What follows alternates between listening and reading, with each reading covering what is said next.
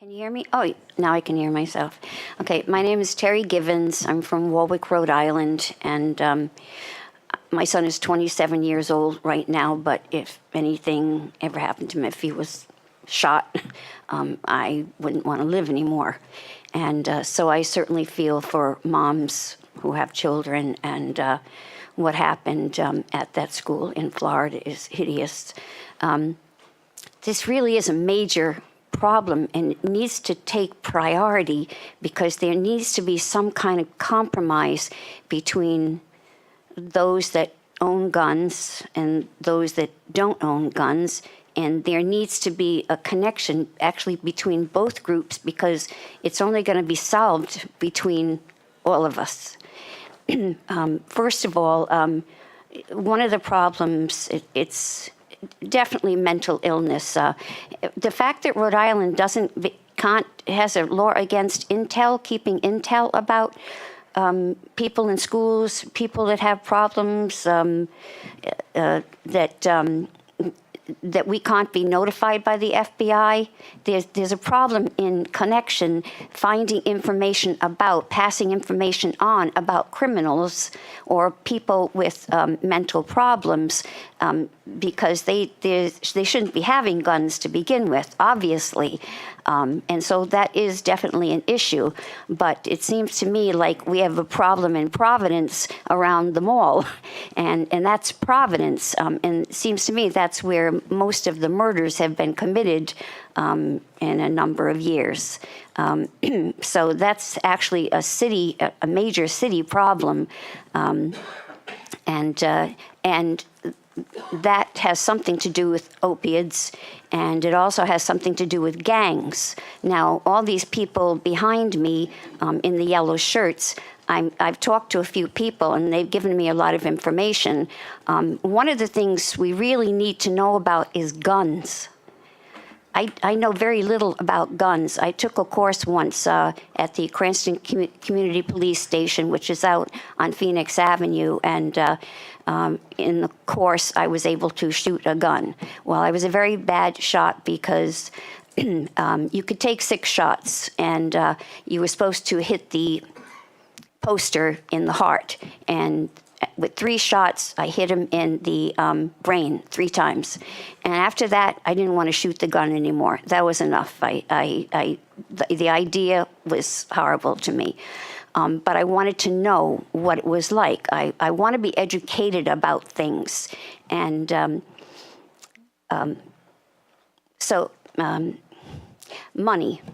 Definitely, we need to have protections in the schools, not guns. But one of the things I saw on Facebook was in the South, where they had figured out there's actually a compartment that can be built, and it's bulletproof.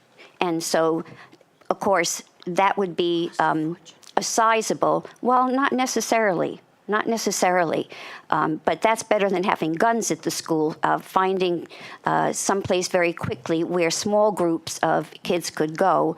And then, of course, there is, you could have a guard at the school, at the doors. You can also have metal detectors, not guns. Not everyone needs to carry a gun. Human nature is emotional, stupid sometimes, and youth are not extremely knowledgeable. You give them a gun, and without the parents around, especially people, my parents never gave me a gun. I never saw a gun except the rifle that my father came back with from World War II. And it was a wood with a piece of metal on the end of it. But there are better decisions than putting guns in schools. Now, as I see it, I've spoken to some of these people behind me, and they're very nice, some of them. Others, I think, are crazy because this man that just spoke, I'm sorry, but he's definitely, you can tell that he was a sheriff, because he really believes in having, guns around a lot. But these people mostly seem to be hunters, or they doing it as a sport. These are not the people that are our problem. The people that are our problem are the gangs. And Excuse me, ma'am. Senator Metz. Yeah, we just have to remind you that yes, we we appreciate your testimony, but we don't refer to other people that are testifying. If I'm correct, Mr. Vice Chair? Yes, Senator. We don't personalize it. So you moved away No. from him quick enough. Had you stayed on him, I would have okay. admonished you. Thank Well, you, Senator Metz. okay, I'm sorry. I appreciated getting an education about guns, and actually, it's people that I spoke to here that gave me more information than I've ever had. And I think in order for you to make decisions about which guns are the worst, because our country started on tolerance. People came in, and we tolerated different people. It wasn't easy, but eventually, America was built on tolerating differences, and we learned to get along. But now there's certain things that should not be tolerated, and these heavy-duty weapons are definitely that. I don't want guns taken away from anybody if it's for hunting or target shooting, that type of thing.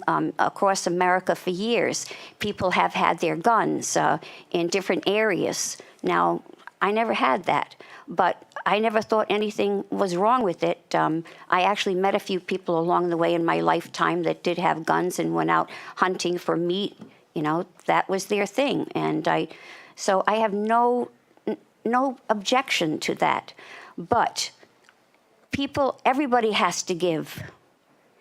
We definitely need protection in the schools. Find it, get it, think about it, prioritize, do it now with all these kids in Florida so upset and it's being all over the news. Get the money, get Trump to give some of it up. Get the money from the state, not for a ballpark, not for tolls, or take the money from the tolls and put it into protecting schools, protecting the kids in schools by different suggestions that have been given here today.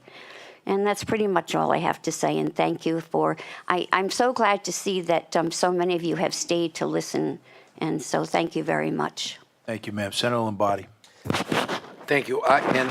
Those of you that know me know that I've never met a microphone that I didn't like, but I've been conspicuously silent tonight because I made a pledge tonight to be a listener to what everybody has to say, both sides. But you said something that you said a couple of things that were very poignant to me that I feel compelled, and I made the pledge to the chairwoman. She's not in the room, so I can break my pledge and talk. So, but first and foremost, you mentioned that you have a 27-year-old. When I have 27-year-old twins and who work in a major city, in a major mecca of entertainment, above a major train station. There's not a day goes by that I don't worry for them. And that's the God's honest truth. But that being said, it's the world that we live in, regrettably. And but you also said something else. And the Journal, unfortunately, covered the House half of the committee that I served on, because I served on the commission, the Joint Commission on Guns and Behavioral Medicine. And I can tell you that 101% of this area, that is guns and violence, is about mental health. And it's the bottom line. It's mental health. We can argue, and symbolically it bothers me. The third thing that you said is that we've got to reach a resolution. And you're right. And there's valuable competing interests here. And in fact, I think that the yellow and the red is really symbolic of how far apart we are. Yeah. And how we should come to the middle, Right. just in this room and the makeup of this room. Mine's orange. And orange too. Right. Yeah, that's right. That's how you make it. middle. Right. But my point is, this is the most difficult evening of the night for the Senate Judiciary Committee, by far. I happen to be someone, and I've said it before, I'll say it again, that I'd much rather have someone with a concealed carry weapon on them in a school ground if, God forbid, some psychopath should come onto the school ground. I also take issue with what Mayor Elorza had to say that he somehow predicted someday this is going to happen in Rhode Island. I really, really am troubled by those words. Right. Because God forbid it should ever happen in Rhode Island. Right. We can make a point, but we can't make a point that specifically, and I really take issue with that. So I hope, and I think that the poster child for all of this, and you're not going to hear another word from me the rest of the night, but I hope that the poster child for all of this was last year's compromise. We all agreed in the room that someone who's convicted of domestic abuse ought not have a gun. Right. And there are certain people, and I think the folks in yellow and the folks in red would agree, that there are certain people in this world that should not have a gun. Right. But there are people who should have guns. Yeah. And you use the word, or the phrase, law-abiding citizens. And they are law-abiding citizens. Our Supreme Court, as Senator Jabor has pointed out, has recognized that their Second Amendment right is an individual right. It's a Bill of Rights, but it applies to us individually through the states, through the Due Process Clause. And so it's an important right. It's not something to be taken lightly. And the last thing I'm going to say is that I fear that sometimes bad facts make bad law. I've said that before. I've said that 1,000 times. And the poster child for that is the station fire. We had a horrific set of circumstances occur where 100 people died in a fire. And the result was reactionary. And the reaction was to create a fire code that shut down 1,000 businesses in the state of Rhode Island. I exaggerate, but that's the case. I look at the Florida case, and I would never be here able to speak if, God forbid, that was my child or my grandchild. God forbid. There's nobody in this room, yellow, red, blue, white, whatever color shirt we're wearing, would have anything but sympathy for those poor victims in Florida and Sandy Hook and all the others. But the fact of the matter, I keep thinking in my head, what would have prevented that? I'm not so sure anything would have prevented that. If the FBI of the United States had intel on this kid and they couldn't stop him, who in the hell's going to stop him? Excuse my vernacular. So I want you to know, and I want everybody to know here, and I'll just stay my peace. We're listening very hard to both sides of this issue. We empathize with everyone's position in this case. But you triggered something in me for the reasons of, one, mental health, two, 27-year-olds. Had to be 27. Couldn't have been 28 or 26. I would have shut my mouth. And mental illness, and obviously resolution. I think we can come together.